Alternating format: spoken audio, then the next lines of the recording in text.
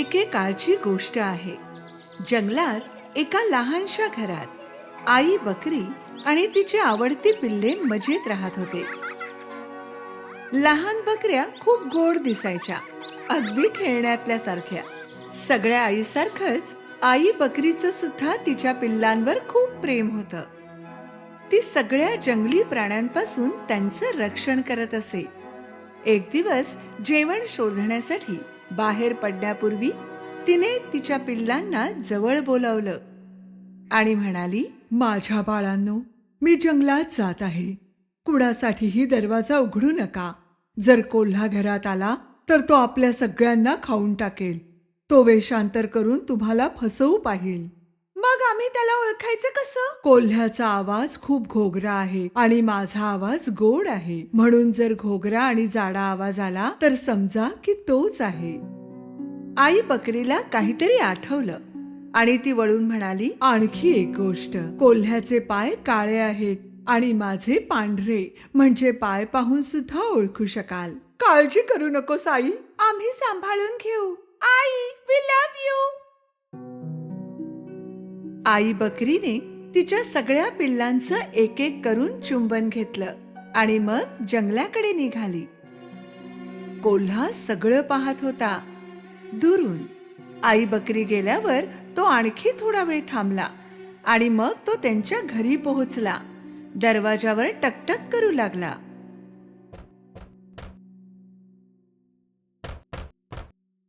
कोण आहे बाहेर? माझ्या बाळांनो, चला दरवाजा उघडा. बघा, आईने तुमच्यासाठी खायला आणलंय. पण पिल्लांनी कोल्ह्याचा घोगरा आवाज ओळखला. दरवाजा पलीकडून ते ओरडले, तू आमची आई नाहीस. तिचा आवाज खूप गोड आणि छान आहे. तू आम्हाला मूर्ख नाही बनवू शकत कोल्ह्या.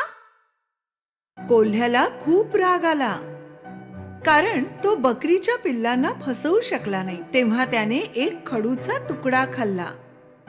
आता त्याचा आवाज थोडा गोड झाला होता. तो पुन्हा त्यांच्या घरी गेला आणि दरवाजा वाजवला. यावेळी कोल्ह्याने त्याच्या गोड आवाजात हाक मारली, माझ्या बाळांनो, दरवाजा उघडा. मी तुमची आई आहे. मी सगळ्यांसाठी खायला आणलंय. यावेळी गोड आवाज ऐकून पिल्लांना वाटलं की हा त्यांच्या आईचाच आवाज आहे. दरवाजा उघडणार इतक्यात त्यांच्यापैकी एक ओरडला, आधी दरवाजाच्या खालून पाय पाहूया. जेव्हा त्यांनी पाहिलं तेव्हा कोल्ह्याचे काळे पाय दिसले. सगळे ओरडले, आम्ही दरवाजा उघडणार नाही. आईचे पाय तर काळे नाहीत, तिचे पाय गोरे आहेत. तू कोल्हा आहेस. आपला राग गिळून कोल्हा तेथून निघाला. आता तो एका बेकरीत गेला. बेकरीवाला कोल्ह्याला पाहून चकित झाला. मी आता शाकाहारी बनलो आहे. आता मी पेस्ट्री खाणार आहे. थोडंसं पीठ द्याल का? कोल्हा बेकरीतून पीठ घेऊन निघाला. घराच्या जवळ त्याने पीठ त्याच्या पायांवर लावलं. आता त्याचे पाय पांढरे झाले होते. आता तिसऱ्यांदा चतुर कोल्ह्याने दरवाजा वाजवला. माझ्या बाळांनो, दरवाजा उघडा. मी तुमची आई आहे. मी सगळ्यांसाठी खायला आणलंय. तुझे पाय दाखव, म्हणजे आम्हाला कळेल की तू आईच आहेस. कोल्ह्याने त्यांना त्याचे पिठाने भरलेले पाय दाखवले. जेव्हा पिल्लाने पांढरे पाय पाहिले तेव्हा त्यांना वाटले की त्यांची आई आहे आणि दरवाजा उघडला. मग काय, त्यांच्या समोर कोल्हा होता. पिल्ले घाबरली, घाबरून ओरडू लागले, पळून पळून कुठे पळणार? तुम्ही माझ्या हातून वाचणार नाही. एक पिल्लू टेबलाच्या खाली लपले, दुसरा गादीमध्ये, तिसरा चिमणीमध्ये गेला, चौथा किचन मध्ये जाऊन लपला, पाचवा कपाटात जाऊन बसला, सहा पडद्याच्या मागे आणि सातवा घड्याळाच्या आत. पण कोल्हा चतुर होता. त्याने सगळ्यांना एक एक करून पकडलं. थांबा, अरे थांबा म्हणतो ना, थांबा, सोडणार नाही मी तुम्हाला. थांबा म्हणतो ना. फक्त घड्याळात लपलेल्या पिल्लाला तो पकडू शकला नाही. त्याचं पोट भरलं होतं म्हणून त्याने विचार केला नाही आणि तो निघून गेला. तेथे एक मोठं मैदान होतं जेथे कोल्हा एका झाडाखाली घोरत पडला होता.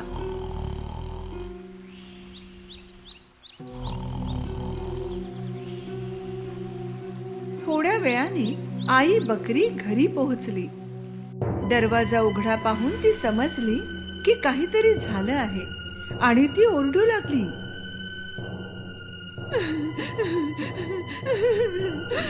माझी पिल्ल. घरात आल्यावर ती घाबरली. सगळं सामान विखुरलं होतं. पडदे फाटलेले होते. गादी विखुरली होती. उषा आणि चादरी इकडे तिकडे पडल्या होत्या. आई बकरी तिच्या पिल्लांना कुठेच शोधू शकली नाही. एक एक करून नावांनी हाका सुद्धा मारल्या पण कोणीच मिळालं नाही. मग 7व्याचं नाव घेतलं तेव्हा एक आवाज आला. मी घड्याळाच्या आत आहे आई. आई बकरी ताबडतोब त्या घड्याळाजवळ पोहोचली आणि तेथून आपल्या पिल्लाला बाहेर काढून मिठी मारली. पिल्लाने आईला सगळी कहाणी सांगितली. कोल्हा आला होता वेश बदलून. आम्हाला वाटलं की तू आहेस. त्याने माझ्या सगळ्या भावांना खाऊन टाकलं.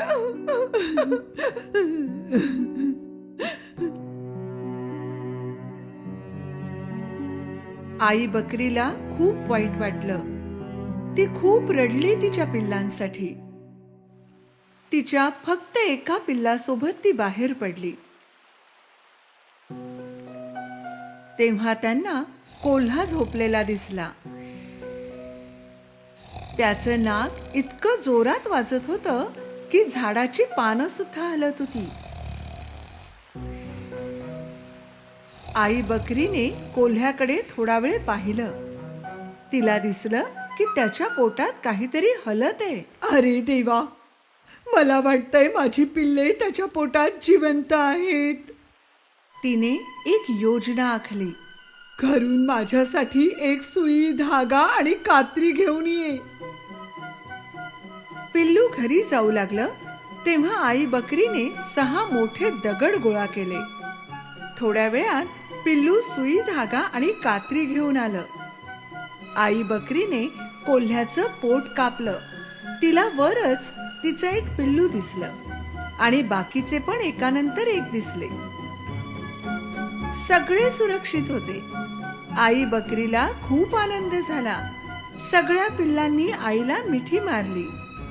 आई, आई, वी लव्ह यू.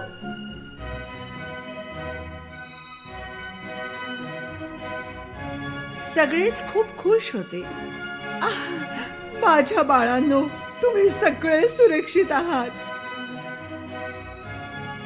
आई बकरीने कोल्ह्याच्या पोटात सगळे दगड टाकले. मग त्यांनी त्याचं पोट सुई धाग्याने शिवून टाकलं.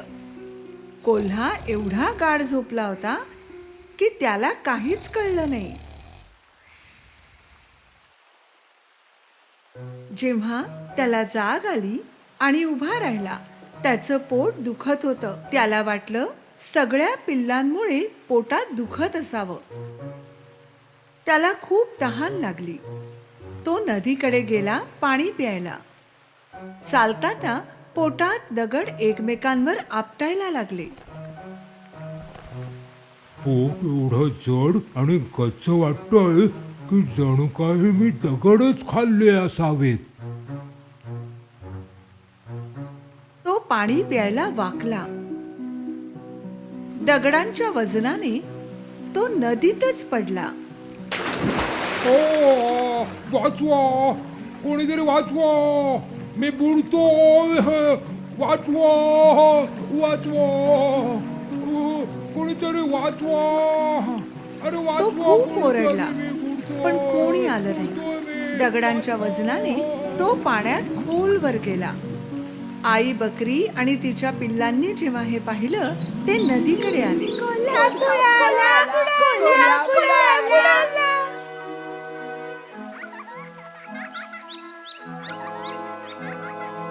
सगळे आनंदाने नाचू लागले. त्या दिवसापासून आई बकरी आणि तिच्या 7ही पिल्लांना शांत आणि आनंदी जीवन मिळाले.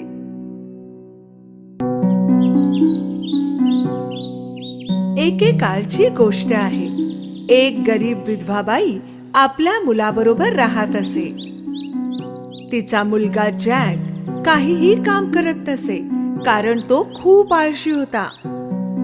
त्यामुळे त्यांच्याकडे पैसेही नव्हते.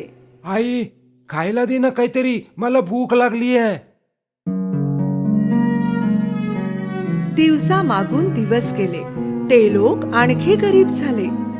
एक वेळ अशी आली की त्यांना त्यांची चंदेरी गाय विकावी लागली, कारण ते तिला खाऊ घालू शकत नव्हते. जॅकच्या आईने त्याला सांगितलं की गाय बाजारात घेऊन जा आणि चांगल्या किमतीत विक. मग ते कदाचित खाण्यासाठी काही विकत घेऊ शकले असते. बाजारात जाताना जॅकला एक विचित्र दिसणारा म्हातारा भेटला. त्या म्हाताऱ्या माणसाने गायीकडे पाहिले आणि जॅकला म्हणाला, हे बाळा, जर तू मला तुझी गाय दिलीस तर त्या बदल्यात मी तुला एक मौल्यवान गोष्ट देईन बघ. हे ऐकून जॅकला खूप आनंद झाला.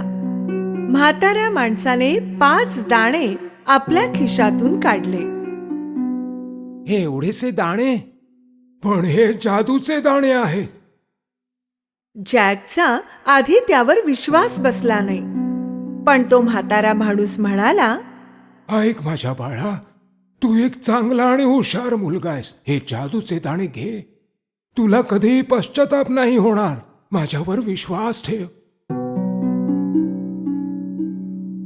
जॅकने त्याच्यावर विश्वास ठेवला आणि त्या जादूच्या दाण्याच्या बदल्यात आपली चंदेरी गाय त्याला दिली.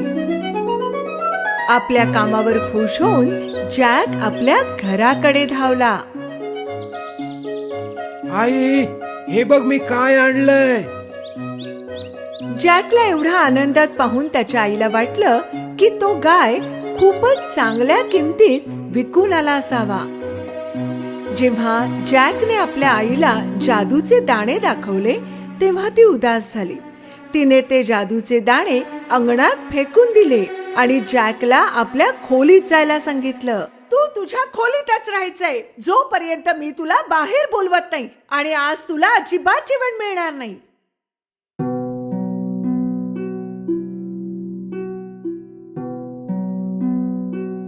सकाळी जॅकने आपल्या खिडकी बाहेर डोकावलं तेव्हा तो चकित झाला. त्यांच्या खोलीच्या खिडकीतून त्याने पाहिलं की एक रोपटं खूप वेगाने वाढत होतं. हे ना सर्वसाधारण झाड होतं ना एखादं फूल. हे जादूच्या दाण्याचं झाड होतं. जॅकने त्या विशाल दाण्याच्या झाडावर उडी मारली. त्याच्या वेड्या वाकड्या पानांवर शिडीप्रमाणे चढू लागला.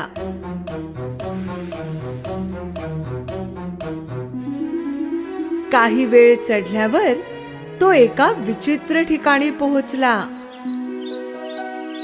तेथे सगळं काही मोठं होतं.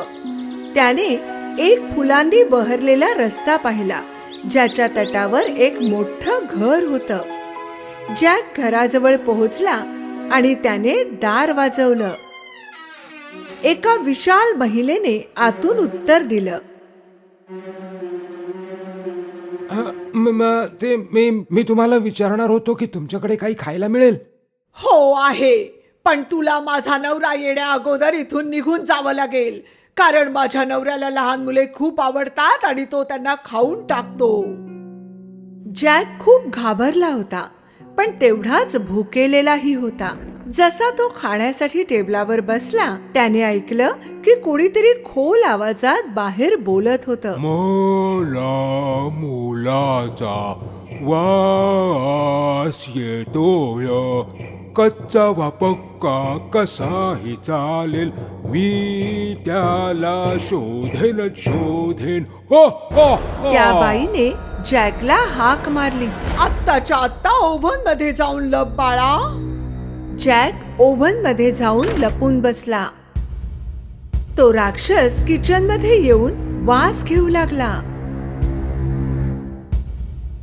मला मुलाचा वास येतोय. तुम्ही हे काय बोलताय? तुम्हाला त्या मांसाचा वास येत असेल जे मी काल मांजरीला खाऊ घातलं होतं. जेवण झाल्यानंतर तो राक्षस आपलं सोनं मोजू लागला.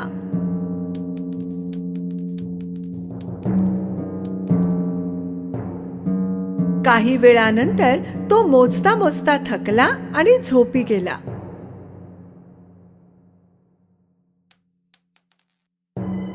जॅक ओव्हन मधून बाहेर आला आणि त्याने सोन्याची बॅग उचलली. त्याने ती बॅग दाण्याच्या झाडाखाली फेकली आणि तो झाडावरून खाली उतरू लागला.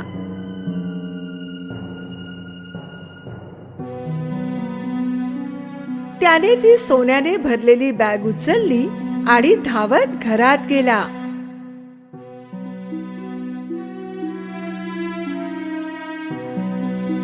जॅकची आई सोने पाहून खूप खुश झाली. त्या दिवसानंतर ते कधीच गरीब राहिले नाहीत. पण काही महिन्यांनी त्यांच्याजवळ जे सोनं होतं ते संपलं. जेव्हा काहीच मार्ग उरला नाही तेव्हा जॅक पुन्हा दाण्याच्या झाडावर चढला आणि त्या राक्षसाच्या घरी पोहोचला. मागल्या वेळी तू इथे आला होतास तेव्हा आमची सोन्याने भरलेली बॅग नाहीशी झाली होती. पण तरीही तिने जॅकला प्रेमाने आत बोलवलं. थोड्या वेळाने राक्षस घरी आला. मला मुलाचा वास येतोय. कच्चा वा पक्का कसाही चालेल, मी त्याला शोधेन. राक्षसाचा आवाज ऐकताच जॅक ओव्हन मध्ये जाऊन लपला.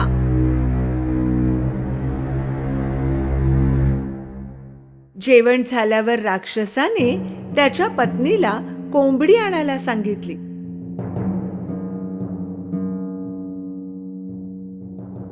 जेव्हा पत्नीने कोंबडी आणली तेव्हा त्याने कोंबडीला अंडे देण्यास सांगितलं. जॅकला हे पाहून आश्चर्य वाटलं की त्या कोंबडीने सोन्याचं अंड दिलं. आणि जेव्हा राक्षस झोपला, जॅक ओव्हन मधून बाहेर आला आणि त्याने कोंबडीला उचललं आणि खालच्या बाजूला पळाला. सोन्याच्या अंड्यांमुळे जॅक आणि त्याची आई पुन्हा श्रीमंत झाले होते. पण काही दिवसांनी जॅकने पुन्हा एकदा आपलं नशीब आजमावायचं ठरवलं आणि तो दाण्याच्या झाडावर चढला. त्यावेळी राक्षसाच्या घरात हळूच घुसला, त्याच्या पत्नीपासून लपून छपून, आणि मोठ्या तांब्याच्या भांड्यात जाऊन लपला. थोड्या वेळाने राक्षस तेथे आला. मला मुलाचा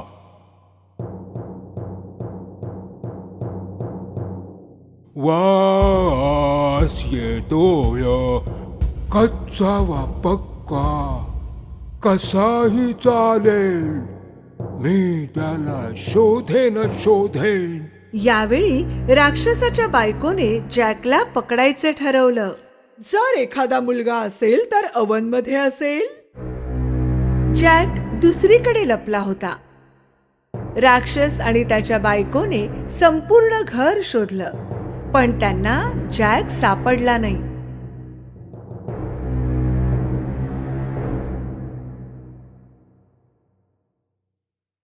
जेवल्यावर राक्षसाने सोन्याची वीणा टेबलावर ठेवली आणि तिला वाजण्याचा आदेश दिला. वीणा वाजू लागली आणि राक्षस झोपी गेला. यावेळी जॅकला कसंही करून ही वीणा न्यायची होती, म्हणून तो राक्षसाच्या गुडघ्यावरून चढत टेबलवर पोहोचला. पण असं काही झालं ज्याचा त्याने विचारही केला नव्हता. वाचवा! वीणा ओरडली. जॅकने वीणा पाठीशी मारली आणि टेबलवरून उडी मारली. राक्षस जागा झाला आणि जॅकच्या मागे धावला. जॅक दाण्याच्या झाडावरून गतीने खाली उतरू लागला आणि राक्षस त्याच्या मागे. जेव्हा तो घरी पोहोचला, जॅकने आईला बोलवलं. आई, लवकर ये आणि कुऱ्हाड घेऊन ये.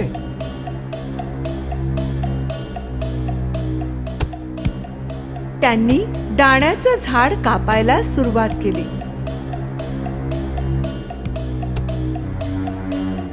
शेवटी त्यांनी दाण्याचं झाड कापून टाकलं आणि राक्षस जोरात जमिनीवर पडला. ते दोघे राक्षसापासून सुरक्षित होते. नशीब आपलं, आपण वाचलो. ते दोघे सुरक्षित होते, पण जॅकला आपल्या वागण्यावर खूप पश्चाताप होत होता. तो आज लोभी वृत्तीमुळे जीव गमावून बसला असता. त्याने त्याच्या आईला वचन दिलं की तो कधीही चोरी करणार नाही आणि तो उद्यापासून खूप कष्ट करणार आहे. त्या दिवसानंतर जॅक आणि त्याची आई कधीही गरीब राहिले नाहीत. हो, त्यांच्याजवळ सोन्याचे अंडे देणारी कोंबडी होती मदतीसाठी, पण जॅकनेही काम करणं सोडलं नाही.